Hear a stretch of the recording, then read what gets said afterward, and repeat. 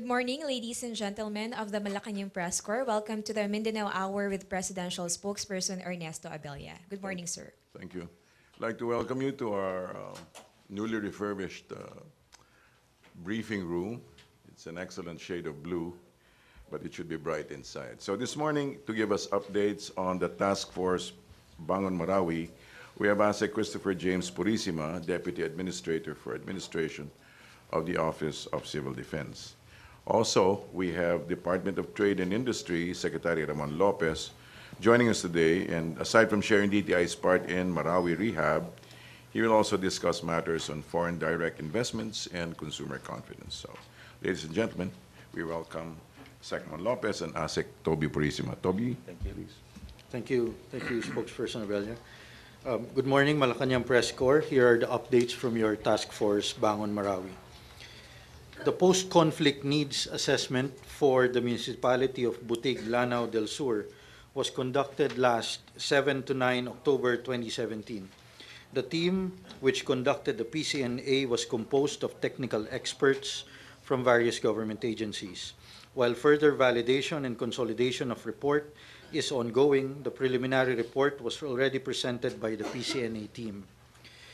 About 2,450 families or 12,250 individuals from 12 barangays in Butig were displaced to nearby municipalities, most of which were home-based due to the armed conflict between government forces and an ISIS-inspired Mautic group which transpired on November 2016. Public and private structures were destroyed and agricultural resources as a source of livelihood and socio-economic activities were damaged. Because of this, Butig Sangguniang Bayan Resolution number 15 on the declaration of a state of calamity was issued then. With agriculture as the primary source of livelihood in Butig, most of the damages and losses incurred was in the agricultural sector. Production losses in crops such as rice, corn, coffee, other vegetables, and fish ponds were noted in the initial analysis conducted. The validators also observed that majority of the agricultural lands were abandoned due to safety and security concerns. Water source in the irrigation system was also affected due to the encounter between the military forces and lawless elements. The construction of irrigation canals was disrupted because of safety and security issues. Damages observed in the municipal hall and public market were very minimal. During the PCNA team's visit in Butig Regional Health Unit, supplies, medical apparatus, and equipment were noticeably lost and damaged. In addition, the PCNA team also visited the municipality of Piagapo, which also experienced similar skirmishes early this year. There were damaged agricultural produce due to abandonment by owners who fled for their safety, and as a result of which they were not able to harvest their crops. Some interventions to be done in Butig are the immediate repair of school buildings, including agricultural inputs and capacity building. For Piagapo, agricultural inputs shall also be done. Meanwhile, the post-conflict needs assessment, particularly the damage and loss assessment, or DALA, in other areas in Marawi City declared cleared shall begin on Monday, 16 October 2017. And the schedule of the PCNA validators in Marawi will be as follows. On October 14, the team members will arrive from and they will come from different government agencies, and they will have a security briefing at the National Emergency Operations Center. That will be tomorrow. On October 15, on Sunday, there will be a brief reorientation of PCNA methodologies as well as team preparations. And then from October 16 to 27, field deployment in cleared areas in zones 0 to 12 within Marawi City will be done, and which will include data analysis, consolidation, as well as write-shop. This schedule might change, of course, depending on the progress of AFP's clearing operations in uncleared areas in Marawi City. That is all I have. Thank you. Segment? Thank you. Good morning, friends. For the DTI, we've launched several programs that would cover basically livelihood programs, market access programs, financing, as well as skills training. No, so on livelihood program, actually what we've done is we've provided, aside from the usual entrepreneurship trainings, to those who can and are willing already to start with their entrepreneurship endeavor. So we gave entrepreneurship training. At the same time, we profiled them. Many of them, we found out, are into sewing, garments making. So immediately, the sewing machines that we have in some of the negosyo centers were given to them. I understand there's about 14 sewing machines already given to them. At the same time, we also provided raw material, mga tela, and the sinulid, threads, needles, and all the requirements, so that they can immediately start producing the garments, the malongs, lahat ng pwede nilang ibenta. So that's been provided. Then the good thing, so we've been, and upon further survey, we found out that there's an opportunity for about 100 more sewing machines. So what we did, we scouted for another 100. There's another 50 that already arrived through the courtesy, I think the donation from PBSP. And it will be distributed in the next 2 days. It's being assembled now. Disassembled kasi dinala sa atin. It's already in the Marawi area, in Iligan City. And there'll be another 50 sewing machines that we will procure from the DTI side. We've allocated some after realigning some funds or savings from what we were supposed to give out sa Yolanda Rehabilitation. So nabigay na kasi lahat ng requirements sa Yolanda, so we are rechanneling some for Marawi. And we've gotten also the President's approval in the realignment. And so that will be another 50, so total of about 114 sewing machines. So the initially produced materials actually were given market access. So binigyan na natin sila ng access to mga trade fairs, mga tiangge, that were done in Kahimunan, Cagayan de Oro, o Kahimunan Trade Fair, and also sa Diandi Festival in Iligan. Still ongoing, 45 days. And so they've been selling there. Mga IDP exhibitors, 58 individuals, those who have produced the garments. Nakabenta na rin sila as of the first 2 weeks of about 183,000 pesos. So practically lahat yung tubo nila kasi they were given with the raw materials also. So sweat equity sila, labor equity. So I guess, again, that is to jumpstart yung the bringing them back to normalcy, because tinatanong din natin, what were you doing before the crisis, and ito yung mga ginagawa nila. So tinulungan natin sila doon at tutulungan pa through additional sewing machines. We're coordinating also with other NGOs, let's say on baking. So those who are interested in bread making, we will be giving that kind of livelihood assistance. On tracking, yung mga, they call it bongo, parang ang bongo, no? They're calling it bongo, and mga elf trucks daw, mga for delivery. So immediately, they can also provide tracking services, hauling services, dun sa mga kalalakihan na gustong mag-transportation and delivery services. We were also told na some can do rice milling, so we will be providing portable rice milling facilities through our SSF budget. So far, we are realigning about 40 million pesos from some savings in the DTI to realign it to Marawi for this purpose. In addition, because we've been really aggressive in trying to give them market access, because at the end of the day, when you have a business, you have a product to sell, you need a place to sell in. And ginawa nating mga initiatives dito. So for example, in mga trade fairs and mga weekend shops, si DTI paid for the pwesto para meron silang titindahan. We are also talking to Robinson's Iligan City, the newly opened Iligan City, para mabigyan sila rin ng pwesto. Now, I've talked to the owners led by a friend, si Ms. Rubina Gokongwei, and she immediately said that they will allocate a space. Immediately, sinabi sila sa ground floor, it could be an island kiosk na maraming pwedeng sellers doon. So, bibisitahin nga namin, dapat today, na-postpone lang ako, but I'll do it next week. So that we can assure na merong pwesto doon na many sellers can be present and can sell their products. That's being done. And the other thing is, we propose to the President, right now, we can request mga LGU so that public markets around the country or pwedeng near or in the Mindanao area can be encouraged to allocate maybe 5 pwesto, 8 pwesto in the palengke. As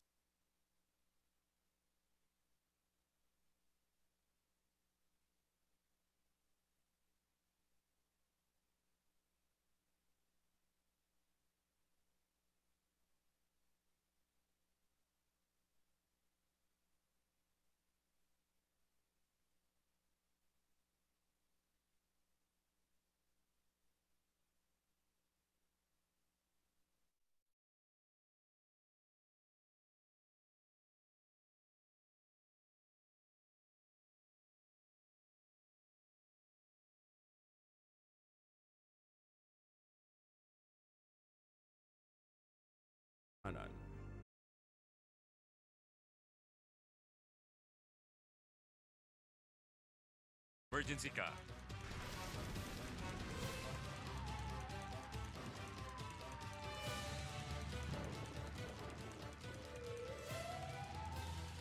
Dial 911, the National Emergency Hotline.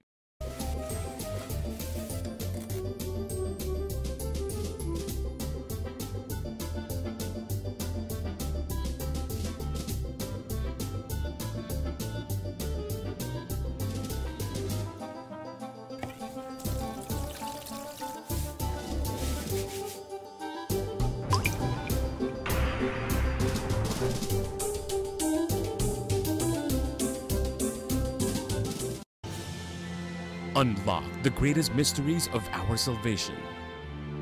Watch Key of David with Gerald Fleury. Sunday mornings at 7:30 here on Your People's Television. Sumbungan. Imbestigahan. Balitaan. Kasama ang mga kakampi ng bayan. Kilos Pronto! Magtanim ng kaalaman. Umani ng kasaganaan. Mag-agri tayo tuwing Sabado ng umaga dito sa PTV.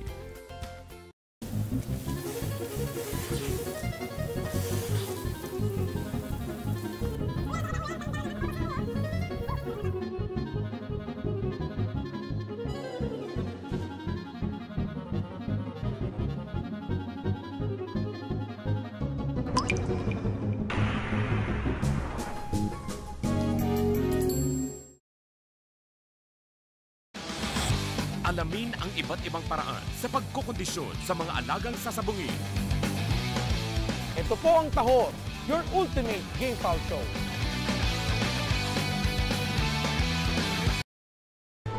Stepping into and making sense of the world of business and finance can be a bit daunting. You need the right people who know the lay of the land like the back of their hands to steer you in the right direction. Tony Lopez and Elizabeth Lee, Biz News, every Monday, 8 p.m., only here on PTV. Saysayan, likas na yaman, kasiyahan. Tara, samahan natin si Mayor Jerry Calderon at lakbayin ang magandang Pilipinas. Sigla ng taong bayan at gobyernong matapat. GSIS benefits and programs, pag-uusapan natin sa GSIS Members Hour.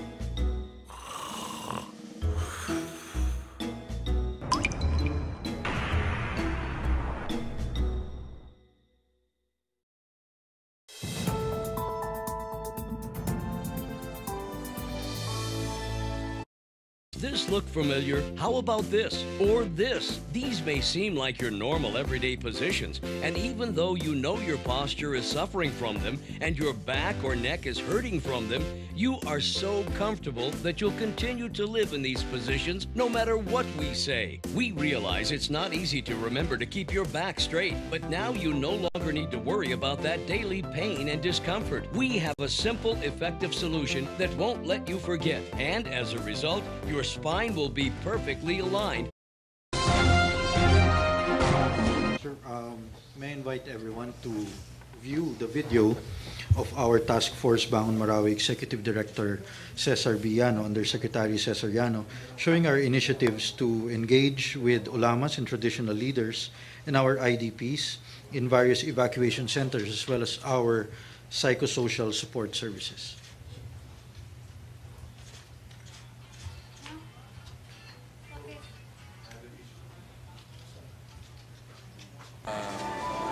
Barangay Kampong sa town o municipality of Pantar, Lano del Norte. Ngayon, itong ginawa dito is just a series of yung parang psychosocial intervention, part ng programa ng Task Force Bangon.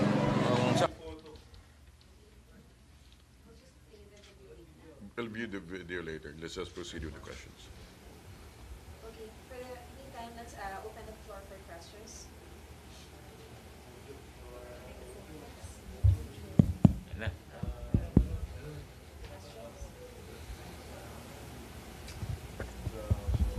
Questions regarding the background first.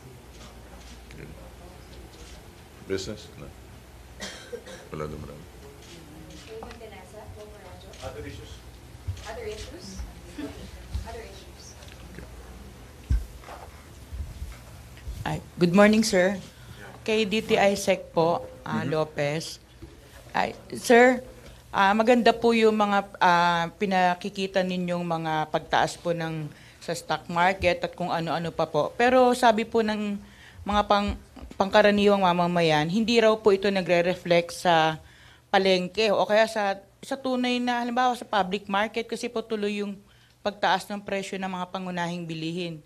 Pati po yung bigas, halos linggo-linggo po tumataas po yung presyo ng presyo po ng bigas. Ano po yung masasabi natin dito?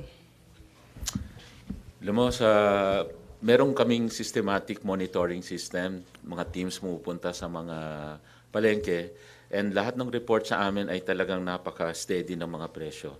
Maaaring merong ilang produkto na from time to time tumataas because these are agriculture products na supply and demand. So noon may time na umakyat ang garlic, may time umakyat ang ilang produkto, I think bigas. Pero if you look at even in the Iligan City area na malapit sa kaguluhan sa Marawi, yung mga presyo doon ay napaka-steady, nasa 30 to range ng 35 pesos per kilo to a high of 49 pesos per kilo. So hindi gumagalaw siya kahit nung may time na at hanggang ngayon na may kaguluhan. At ang monitoring po namin ay consistently done every week. And even if you track it, talaga hong napaka-steady.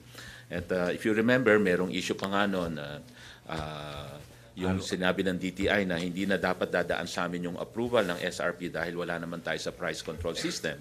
At ang may nagsasabi na tataasan lahat ng presyo, sa base sa survey ay talagang wala pa rin tumataas. Kasi napakalakas ng competition lalo na dun sa mga categories na nagko-compete sa mga delata, sa pasta, even yung talking about the Noche Buena products. Nung tinignan po namin, unfortunately, ang na-highlight siguro yung 3 brands out of the 10 brands na nagsabing mag-i-increase ng 1 or 2 pesos. Pero hindi na-highlight yung mga 7 na nagsabing hindi sila mag-i-increase. Kaya ang talagang pinaka-storya talaga doon, actually, ay even for looking at the Noche Buena products, talagang walang price increase na, in fact, during the Christmas holidays, mapapansin niyo napakarami ng mga bundling activities and promo activities because everybody is trying to grab market shares from each other. Like if you talk sauce, mga cheese, nakasama rin minsan doon, pare-pareho po at hindi tumataas. And magagaranti ko yon, pumunta tayo sa grocery, talagang very competitive yung presyo, lalo na sa mga kategorya na napakadami ng brands.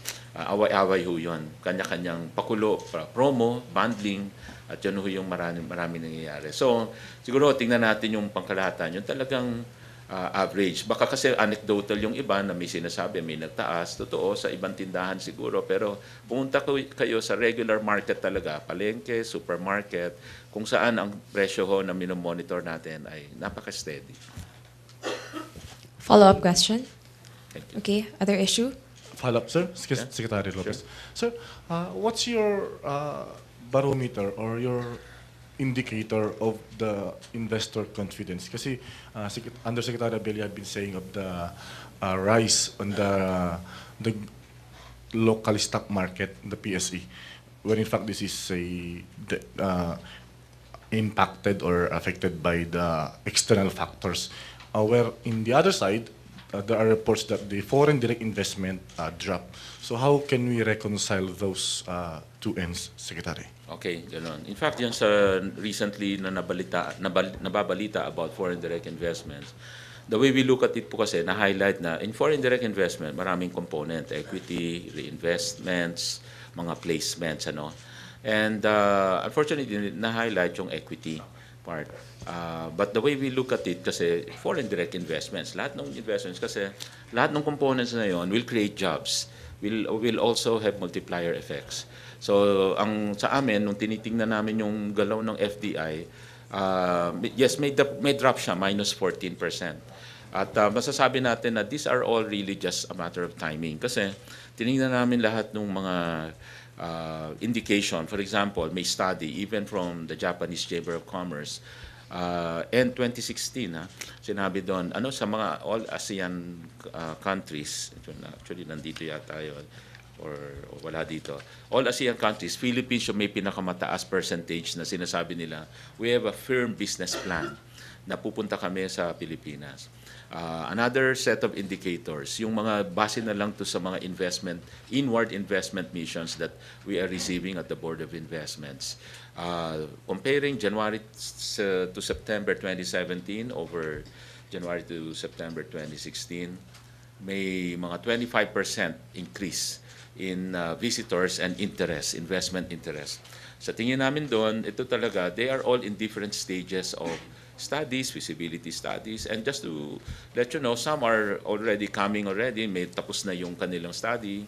I just had a recent visitor, chairman ng a big Chinese company, the biggest real estate from China, but in coming to the Philippines, he has other businesses. Coming to the Philippines, ang interest nila magtayo ng iron and steel facility na gusto rin nating buuin yung industriya na yon.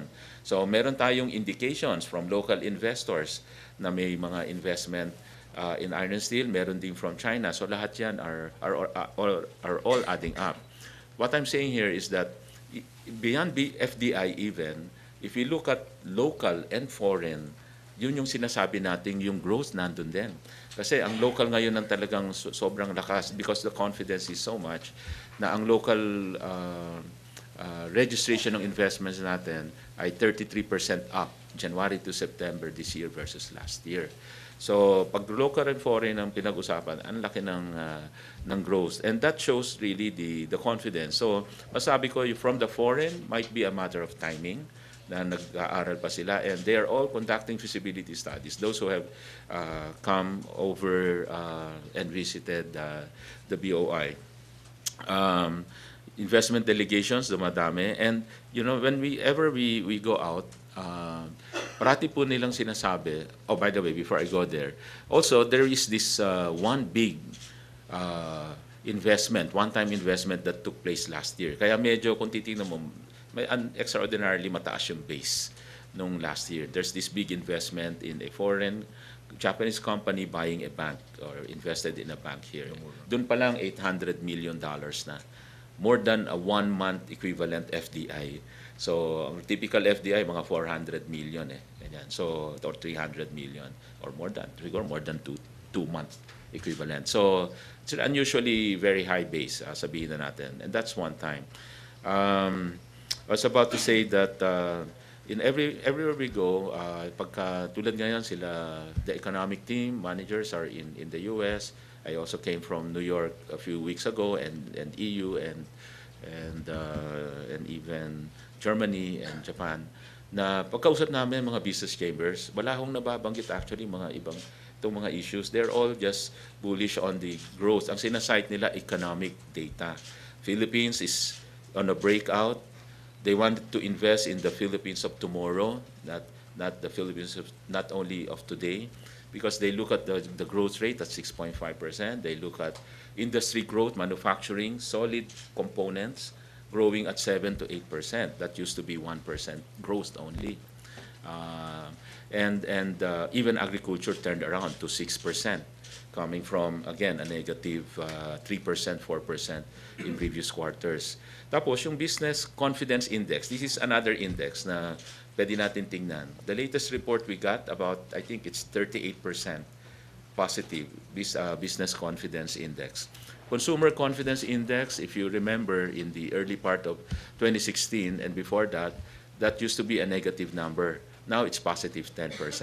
So when the Consumer Confidence Index is positive, you can imagine yung business confidence din tumataas kasi alam nilang, willing magbili at tumataas ang purchasing power pag bumababa rin ang unemployment kasi mas maraming employed. So many things happening po. The demographics, 105 million, and so on and so forth. At marami tayong pwedeng bagitin na nag-i-invest sila dito kasi sabi nila, ang laki ng population, very young, 23 years old average age, employed, growing middle class, going into the Philippines will allow them that market here. Since may ASEAN tayo, FTA will allow them access to market in ASEAN, will allow them access to the market of ASEAN plus 6 other countries, nakapartner ng ASEAN.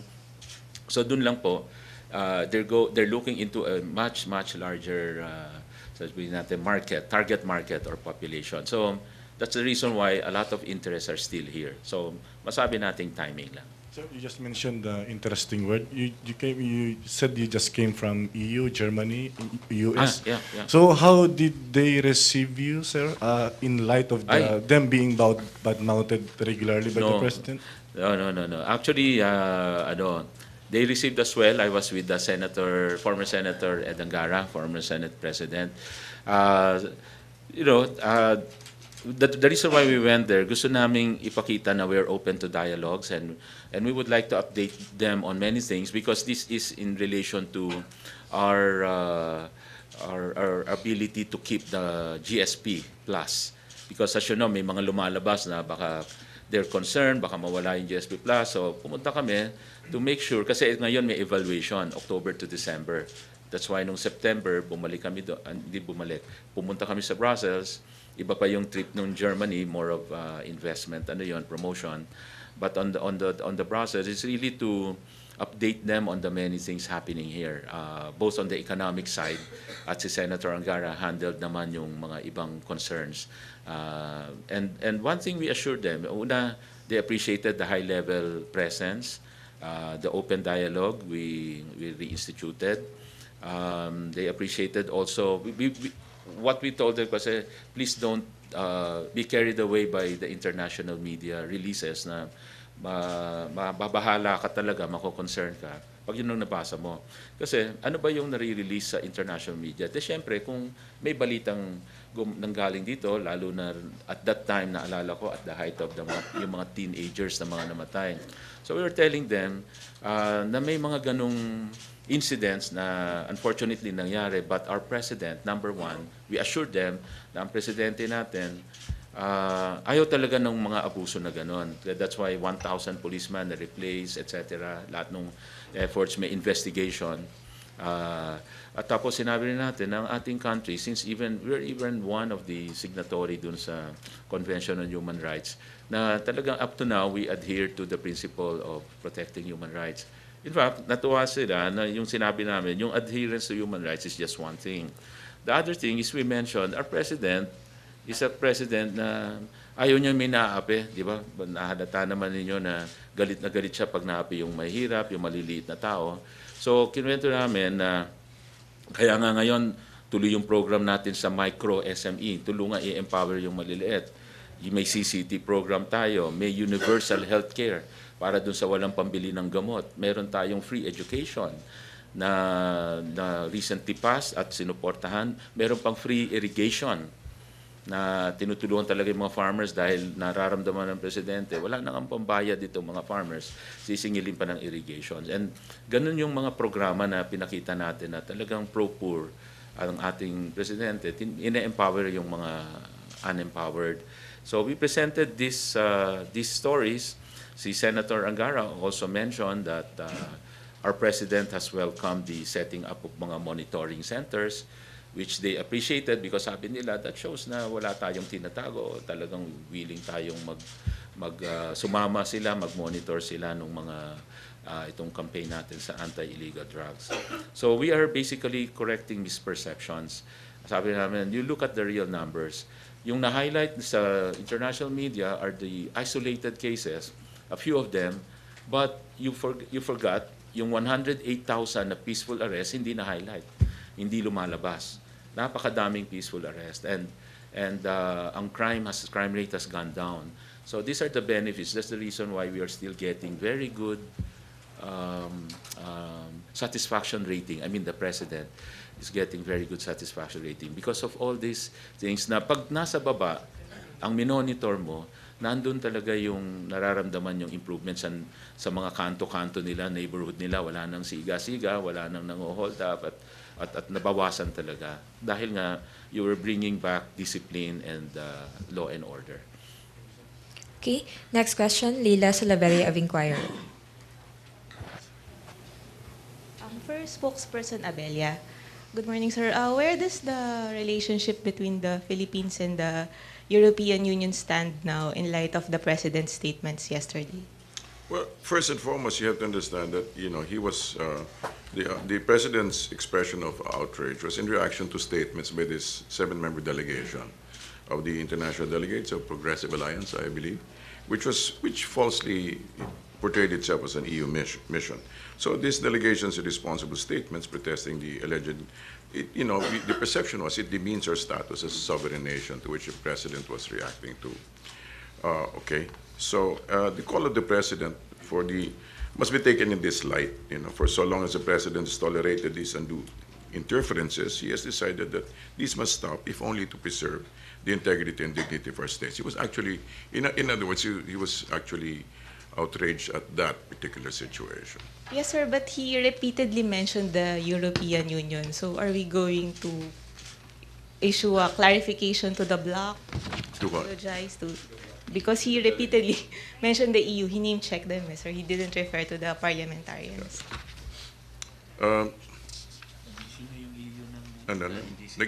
Actually, there's some conversation going on behind. All right, so. Actually, maganda yung sinabi ng EU. Go ahead. Actually, if I may, di ba just today or I think yesterday, the EU mentioned hindi kanila yung grupo na yon and hindi nila mission yon, and so they disowned it, and what they highlighted is that a lot of collaborative, positive efforts and programs they're doing with the Philippine government. So, sir, in short, we're good. I mean, the Philippines and the EU, how are we right now? We're good. Yung reaction ng presidente, tulad ng sabi ni Sec. Abella, really on that instance na may itong grupo na to na parang nakikialam na naman sa atin, nakakagalit talaga yon. Kasi wala dapat interference. Maingat din ng totoong EU na mga kausap namin, maingat sila. If I may, Yes, Mr. Sec. In fact, nung nandun kami, na-notice namin ni Senator Angara, they were, hindi sila yung lecturing type. They were actually saying, tell us how we can help. Ganun ang sinasabi nila as we were describing the anti-illegal drug campaign, for example, and all these issues. After we've explained, given them the correct set of numbers, they're telling us, how can we help? So medyo nagulat din kami doon na they're not really into lecturing and into meddling. And they're saying that, how can we help? In fact, we called their attention to that. That's a nice offer, that's a nice reaction. Ang approach nila, how can we help? Hindi yung, why are you doing this? Hindi ganon. And we met the parliamentarian members, some leaders there, Yung iba, if you remember, may 4 na nagpunta dito na EU Parliament members recently, sila Miss Soraya Post, yung isa doon, and we also met her again, and she's very happy and pleased with the visit. She was telling us again, and that actually isa siya sa nag-invite sa amin to go there to present what we presented, kasi she liked hearing the way we presented it, yung more correct numbers as well. Okay. There. So, sir, what happens to the president's warning yesterday that he may expel the ambassadors of the... Again, that makes reference to the 7-man team, basically that. I mean, the focus was on that. And again, the European delegation has already issued a clarification that it cleared the air, in other words, that that 7-man team was not the EU itself, okay? So basically, it's a lesson for us also for the need for critical reporting and reading of the news. So the president reacted as any leader would when national sovereignty is violated. So we call upon also for the media to heed EU's request for correct reportage. So we are not, since the parliamentarians don't represent the EU, we are not expelling the ambassadors. We are not. This is not in reference to the ambassadors, okay? What do you mean? Sorry. Kasi because the president Yes. mentioned the threat to expel. In other words, in the conversation, when he was expressing himself, it was pointedly, it was assuming that this was the situation. Okay. So since this is not the situation, Okay. we Then, will not expel them. There's no actual reporting, there's no actual follow-up on that matter at this stage. Joseph Morong, GMA 7. So I'll try to rephrase.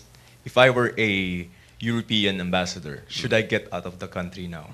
There's no need, there's no directive to do that.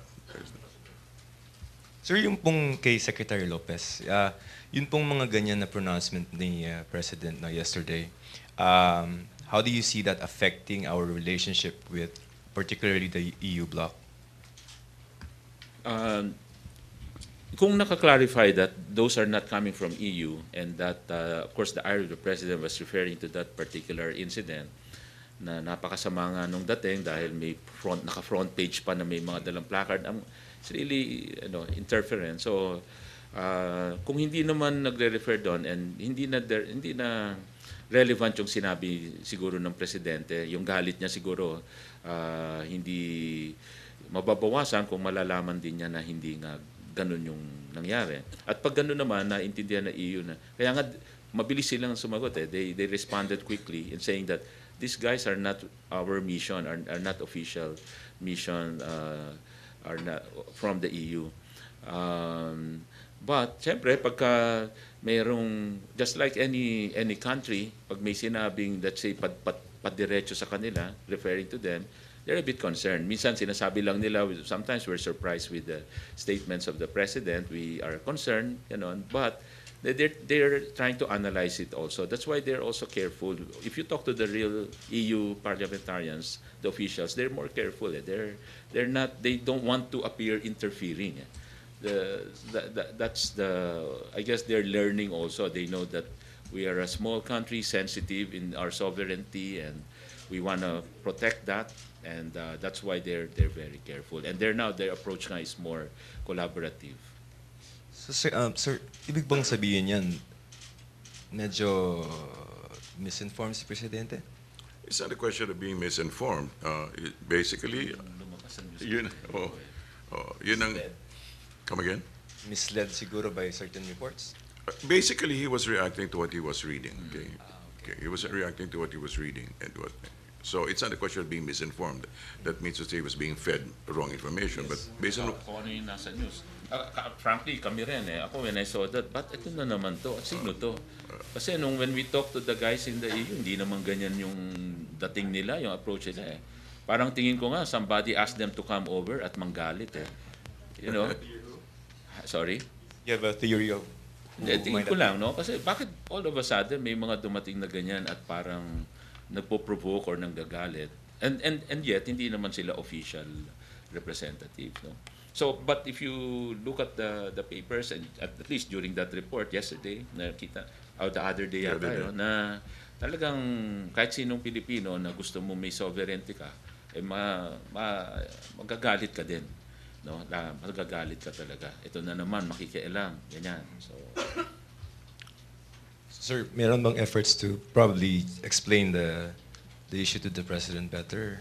Na, in terms of context, sir, meron bang efforts kay Presidente na medyo explain sa kanya? The what President happened? is aware of the nuances, has been aware of the nuances, and I suppose there will be other venues in which he will be able to express that more clearly, especially referring more clearly to that particular group. Specifically to that. you know, prior to that, Mr. Sec, actually when we were there, that was the time also when I think that the Philippines, I don't know, through the DFA, extended the invitation to the EU President, Donald Tusk, to come to Manila during the ASEAN Summit. So parang ang ganda nga ng timing din, parang talagang may normalcy, no, yung relationship or strengthening. So up to that point, kaya we were all surprised with this group's visit. Thank you, sir. That's it for me. Okay, Ina Andalong, CNN Philippines.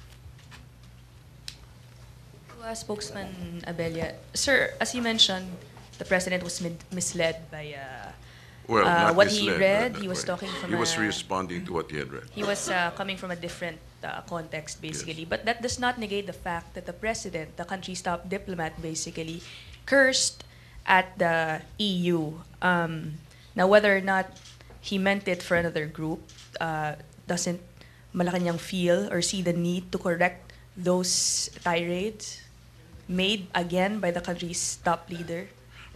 I'm sure these things are being clarified directly to persons concerned. You mentioned that maybe there would be another venue for the president to express clearly what he possibly meant. Does that mean that if any apology or clarification is coming, it would come directly from him?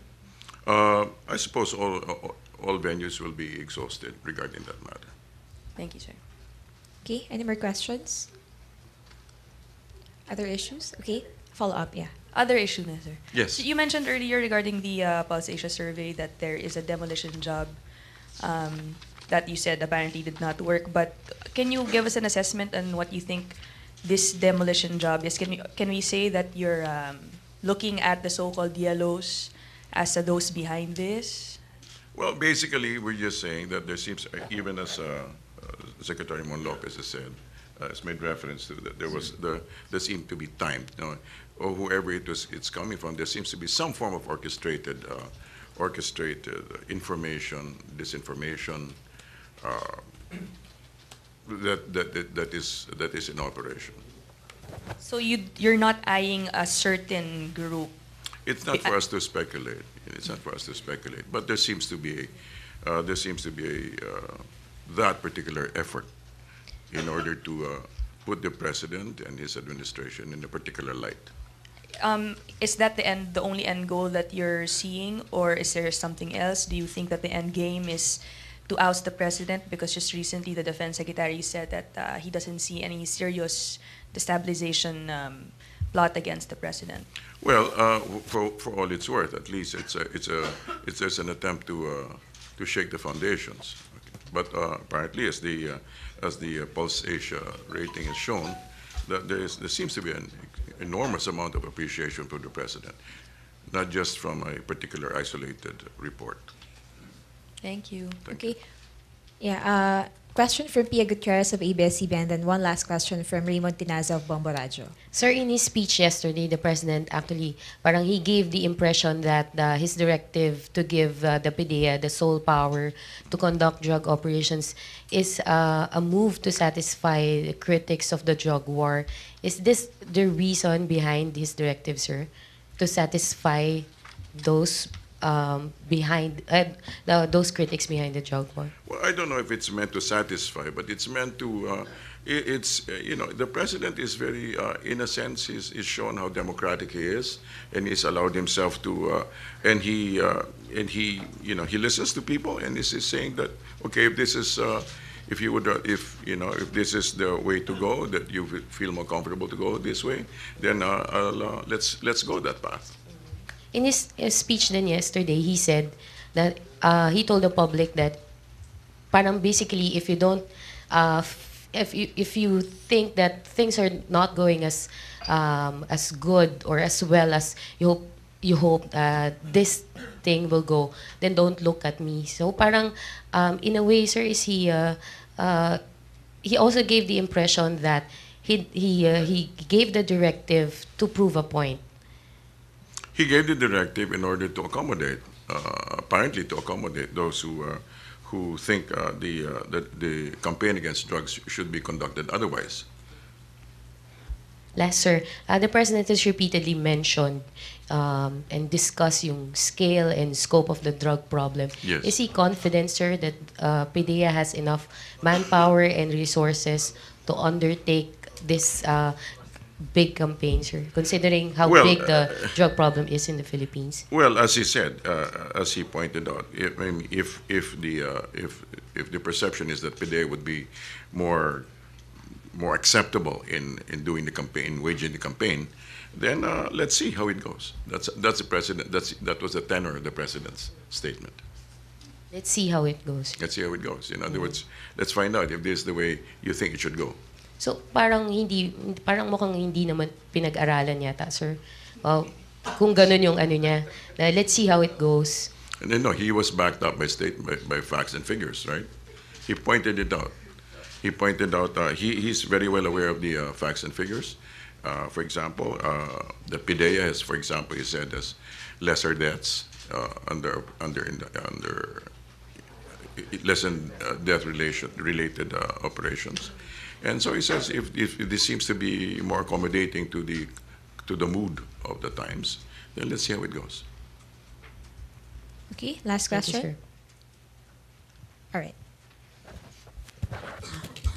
Sir, but does PDEA or Director General Aaron Aquino enjoys the full trust and confidence of the President to really deliver and carry out that very mission? Well, according to his interview this morning, they've known each other for 22 years. And so regarding trust, I imagine that there's a modicum of trust there. However, the capability, it's now that they're the lead, even the PDEA chief said he wishes that the 900 million would be directed to them, but he won't ask for it. So in other words, any major campaign will require a period of adjustment, so let's see how it goes. So, and from the order, don't we sense any sarcasm to the order of the President when he says that this is what you want, but if something happens that you don't like, don't look at me? So are you concerned about the sarcasm? Yeah, can't we digest or sense any sarcasm with that tone of the President? I'm sure that the President has allowed his full range of emotions, but he's making a decision regarding that. And last point, sir, Yes.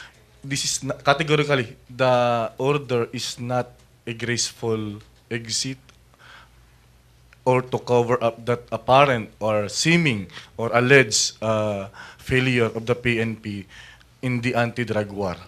I think that's that's presumptive to think that it's a grace up. It's a graceful cover up. No, it's simply a response to a situation. If it were a business, it's a corporate decision. Thank you, sir. Okay, follow up from Deo de Guzman of Aramen, and then Joseph. Morning, sir. Yes, sir. Sir, now that the president has given the power to the PDEA, Yes. whole power for the anti-drug war, how would the government support PDEA? We know that PDEA has only less than 2,000 personnel, including the agents. Now, how are we going to help? How is the government going to help PDEA in order to implement the very difficult task of fighting illegal drugs in the country? They still have access to any agency, and they can actually resource whatever support they need from all the other agencies that are available. But the order said that the sole proprietorship they have the sole responsibility for doing that. Okay, they're totally over the whole thing. On the other hand, as Mr. Aquino has made clear, that they have access to resources, and they can call upon those resources if What necessary. resources? What resources, sir? Well, the resources from other agencies. But the president has said that all resources will be from PIDEA only. Kaya nga, but if they so fit, they see fit, as what he said. So in other words, the organization is PIDEA. The organization is PIDEA, and they may call on, if necessary, Are they open to use the president's fund for their operations? Well, that depends on that. I'm not privy to those things. Because the PNP has already given up everything to PIDEA, including the information of drugs. And even PNP Chief Director General Ronald Bato de la Rosa is saying that any information regarding illegal drugs would be given directly to PIDEA if given to them. So para hands-off na sila eh. Yun ang ginagawa, ang sinasabi ng PNP eh. So how would the PIDEA get help from other agencies of government if the other agency of government is refusing? I don't know if the word is refuse. Okay, I think you're already using words that I have not said. Okay, but on the other hand, if let's at this stage, all that is the information that we know and that we have. And it's something that we can clarify later. Eh, kasi po sir, clear po dun sa memorandum and dun sa batas na sole power lang. Tama po kayo. Yes. Okay, so how would the government help? Padadamihin ba natin ang agents ng PIDEA? That is not within my purview, but we can clarify, we can ask. We'll get back to you. Thank you, sir. Okay, follow up, Joseph. Sir, can the PIDEA use the police in their operations? Okay, having said what I just said, I'll get back to you on that. So we don't know. So we don't know, sir. Come again? We don't know. At this point, we don't know yet. I will not speculate, okay? It's not within my purview. Sir, just going back to the EU, are we going to maybe write the ambassadors to clarify? Of course, they couldn't just rely on news, but rely on on official channels like maybe the DFA. But is there some kind of an explanation from the palace to the EU ambassadors regarding the president's statements? I suppose those things will be done as needed, okay? But conversations go between agencies and our partner nations. Sir, just again on the PIDEA, I remembered, without the negative sentiment as far as some killings are concerned, would the president have transferred the power from the PNP to the PIDEA? That's speculation. It's not my that's a question. Without the negative sentiment from your part. From my part, that would be speculation. Okay, sir. Thank you. Thank you. Happy Friday. All right, we bring back the floor now to ASEC Tubi Purisima. Oh, sige. Prepared something. Again, I now invite everyone to view the video of Task Force Bangon Marawi Executive Director Undersecretary Cesar Llano showing our initiatives to engage with ulamas and traditional leaders and our IDPs in various evacuation centers, as well as our efforts at providing psychosocial support services to the affected population. This is Barangay Kampong sa town or municipality of Pantar, Lano del Norte. Ngayon, itong ginawa dito is just a series of yung parang psychosocial intervention, part ng programa ng Task Force Bangon, kung saan nagsama-sama yung mga ulamas natin, religious leaders, at kasama yung mga traditional leaders, at saka yung sa academe, at saka yung local government units, nagsama-sama. Parang, kung baga sa Tagalog ito, parang kulong-kulong, no? It's just a way of parang nilagyan natin ng diin yung kultura ng kapatid nating mga Maranaos. Pinapaalala sa kanila kung ano itong nangyayari ngayon na kaganapan dito sa Marawi, ano yung at maliwanag sa sinasabi ng mga ulamas at saka traditional leaders na ito ay bahagi ng pagsusubok ni Allah sa kanila. So ito ay nagsisilbi ngayon na parang forum na dapat magkakaisa na naman. Talagang magkakaisa at sinabi ko nga sa kanila, even in my discussion with the ulamas, kaya nagkakaroon ng pagkakataon yung mga kalaban kasi nagkakaroon din sila ng puwang, no? Nagkakaroon sila ng gap before. But ngayon, binabawi nila na magkakaisa sila, tapos paalala sa mga kapatid nilang mga Maranaos, so, na ganito ang buhay ng mga Maranaos, na kailangan palaging tuluyan ang pakipag-usap sa bawat isa at pagmamahalap. At hindi lang ito ang katapusan, nagawa na namin sa ibang mga evacuation centers, gagawin ito sa lahat na evacuation centers, and in fact, yung mga LGUs nagsasabi din na magkakandak din daw doon sa kanila. So we hope na mapabilis at maparami natin ito, but we are not just after sa quantity, sa dami, but we are getting the best from the ulama group, the best from the traditional leaders group, and our LGUs, yung si Governor at saka si Mayor.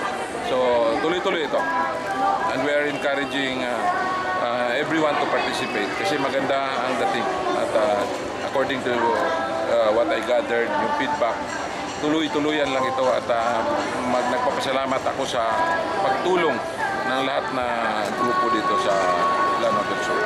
Maraming salamat. Thank you. Happy Friday.